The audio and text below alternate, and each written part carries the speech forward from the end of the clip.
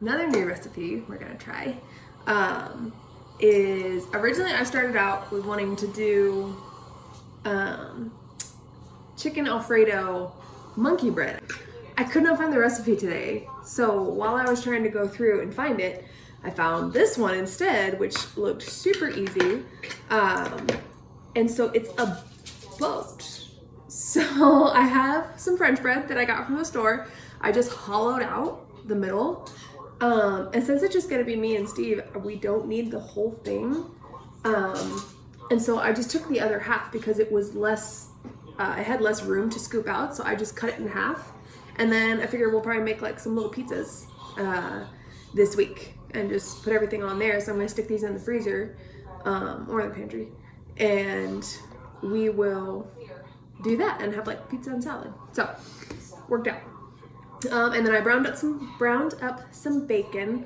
I did like 4 or 5 strips. Normally I'd go crazy and do at least half a pound. Sometimes I just throw in the whole box because Steve cannot get enough bacon. I mean, nobody can get enough bacon. But I'm trying to be better. We don't need that much, especially with as expensive as things are. Again, my mom and I were talking about that yesterday. We, just trying to save anywhere we can. So I only did like 4 or 5 strips, and it gave me a good, probably about a half a cup. And so I might just put that on top. And then I've got 3 chicken breasts here. They're really pretty small once they cooked up. Like this one, it's only that big. So this will probably get me about a cup and a half-ish of shredded chicken. So I'm just gonna shred these up. And this, holy crap, I went into a panic over. So I left for church this morning, put this on high because I figured, I'm gonna run to church, decorate the clinic, maybe go to the gym, and then come back. It took me so long to decorate the clinic, so thank goodness Steve was working today and wasn't, bored waiting to hang out. I got there, I think at 1:30, and I left at 5. So, and I realized, because I leave the crock pot on all the time when I'm gone, but it's usually on low. And I realized right as I was finishing up that I had left it on high all that time. And I panicked. I don't think I've been that concerned for a while. I was like, oh my gosh, what if I get home and there was a fire? And what in the world am I gonna tell Steve? And how am I gonna just have scrubs for work in the morning? Like I was freaking out. And so hurried up and finished the clinic and then got back here. And thank you, Jesus, everything was fine. So, won't be doing that again. But this chicken is so tender, so moist, so that turned out great. So what we're gonna do is, apparently, so I've got the oven on 400. That was up. And we are going to take some Alfredo sauce, any kind that you like. I just went for the cheapest kind. And I'm not going to be super exact about it. I'm just going to pour some down in the bottom here and then kind of spread that along the bread. And I think this brush is going to do better for me. And I want to get it kind of up on the edges because I don't want those to get too hard. That was the only thing, like we used to do the pizzas that I was talking about, the French bread pizzas as kids all the time. We had such great traditions. Every Saturday was a big pancake breakfast and hot chocolate, and then we sat around all day watching Food Network or cartoons or home improvement, real life home improvement, HGTV. Like all the old guys would actually, it wasn't just flipping and buying fancy houses, it was actually like teaching you how to do this different woodworking and all that kind of stuff. And then every Saturday night was pizza night. And so we used to get like the pre-made crusts because they were only a couple dollars, and we would make those, or sometimes we'd get like the Jiffy, the 20-cent Jiffy package, and then add like, I think it was just water, and then you make the dough yourself. And then for a while we were doing French bread pizzas. Those I was not a fan of just because they got so hard. The edges of the French bread got so hard and it killed my mouth. Like it hurt to bite into. You felt like your gums were getting ripped open. So that's why I'm kind of spreading this sauce all through the top, because I don't want that to happen. I want to kind of keep it a little bit more moist. Okay, so we got that. And then it looks like we sprinkle, I've got mozzarella cheese. Looks like we're gonna sprinkle some of that down in the bottom. And I'll try to, I'm gonna try to kind of pat it up along the sides since it's got that Alfredo in there to stick to. I don't wanna do too crazy of an amount, although again, like bacon, you can never have enough cheese.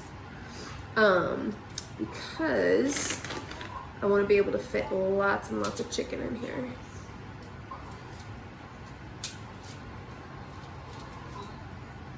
Toss this up here. So if you watched my video from last night, or well, I recorded it last night anyway, but my last video, we were making some taco rolls. Those were a huge hit. Steve loved them.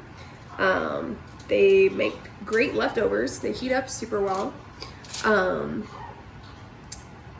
I was talking about how I felt, you know, frustrated and kind of trying to figure out still kind of who I am, who my identity is, because as I've gotten older, that's completely changed from everything I knew as a child and, you know, and grown up and a teen and what I'd always wanted to be as a woman and a wife and a mother.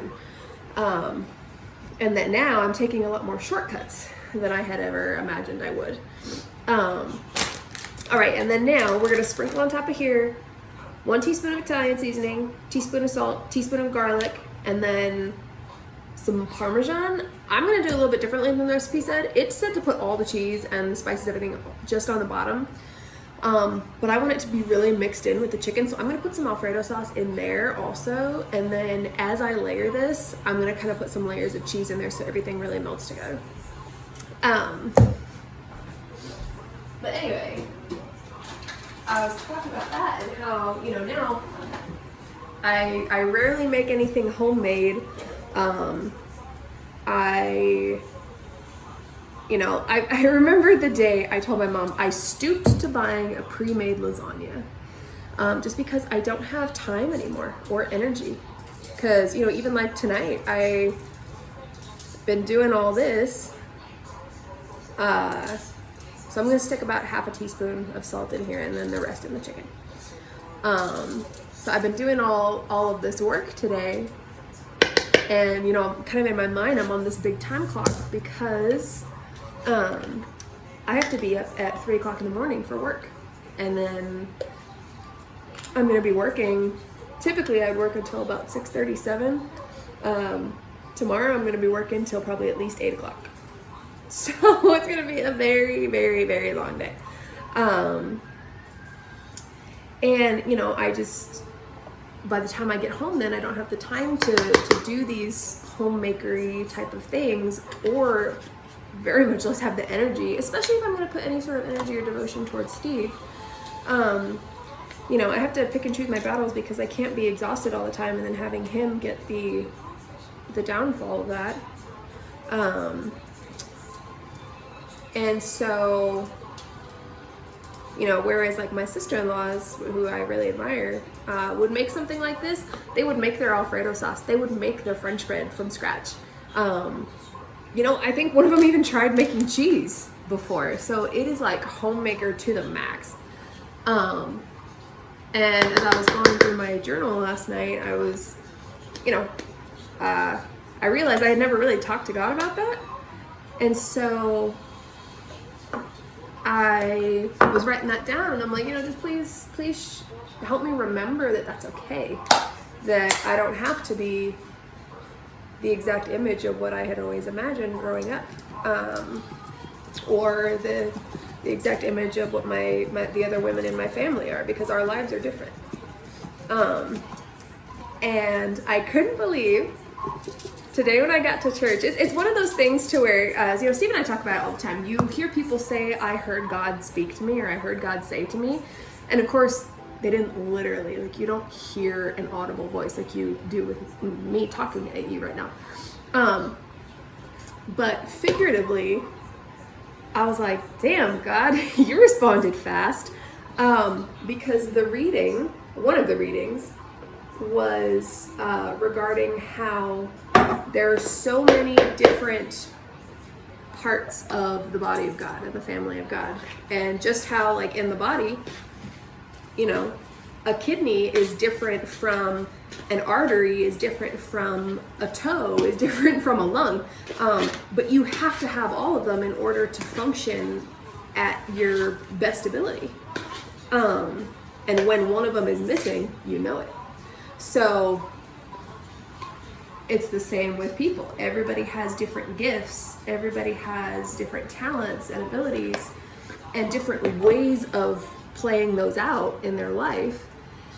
And that's good that that's different, because God made you that way, and you're not all supposed to be a carbon copy of each other. So whether it's putting food on the table, doing laundry, cleaning the house, you know, going to work, no matter how it gets done, doesn't matter. It's the fact that it gets done, and it gets done in love and service of whoever you're doing it for, and ultimately for God. And that's what's so important. So I couldn't believe that was the reading that came up today. I was like, wow, that felt really reassuring, that, you know, it's not just listening to other people say, or listening to myself, trying to listen to myself, you know, say, you know, it's okay that it's different. It's okay to just be the way you are.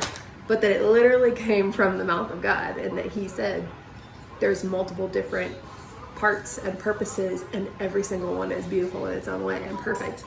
And so I was like, okay, it just made me so much happier and feel much more at peace. And I loved that. Because I don't feel like I get those interactions with God very often. I feel like I've always struggled to know what he's trying to tell me. And it takes a lot of me using, you know, not only praying and whatnot, but then additionally using my own logic and, you know, the brains that he gave me to determine what it is he's trying to tell me, or where he's trying to guide me. And I hate that, because I don't trust myself. I feel like somewhere I'm missing something, somewhere I'm misinterpreting something. And I'm like, God, just make it so damn clear that there is no possible way I could make a mistake or misunderstanding. So when it happens like it did today, and you have those clear moments of like, wow, I asked and he responded, it's so awesome. Like, I can't even really describe it. You have to feel it to know it, I guess. But it's a very comforting feeling, I guess, to know that he's there and he's listening. Even though, you know, even like as I was doing my journal last night and praying, I was like, this feels half-assed. Like, I don't really know what I'm doing. I've never been a journal person. I don't feel super intimate with God right now. But we made the connection, clearly. So, again, it just makes me happy. Okay, so this turned out perfect. I'm glad I only did one side, because that chicken, it really ended up, like, I was able to kind of pound it down and condense it. And it fit beautifully. So I'm going to leave this. Steve is not off work for another 45 minutes. And again, he still has to give report and hand off to the other nurses. So probably won't be home for at least half an hour after that, probably 45 minutes. So I'm going to put this aside. If I have room in the fridge, I'll throw it in there. But this chicken just came out of the crock pot because I ran home in a panic. And so it'll be fine to sit out for a little bit. It's, you know, meat's good up to 4 or 5 hours sitting out of the fridge. So, put a little more Italian seasoning on top. And we're good to go. There it is. Beautiful. I'm excited. I feel like this is going to be really, really good. So, and again, see, like, I wasn't super excited about the dinner I made last night, because I was in that headspace of like, it's all right, it works. Now, again, after going through that whole thing and going to church and hearing that, I was like, I'm excited now. This is awesome. I feel good about it. It was quick. I did so much today. It just makes me feel really, really happy.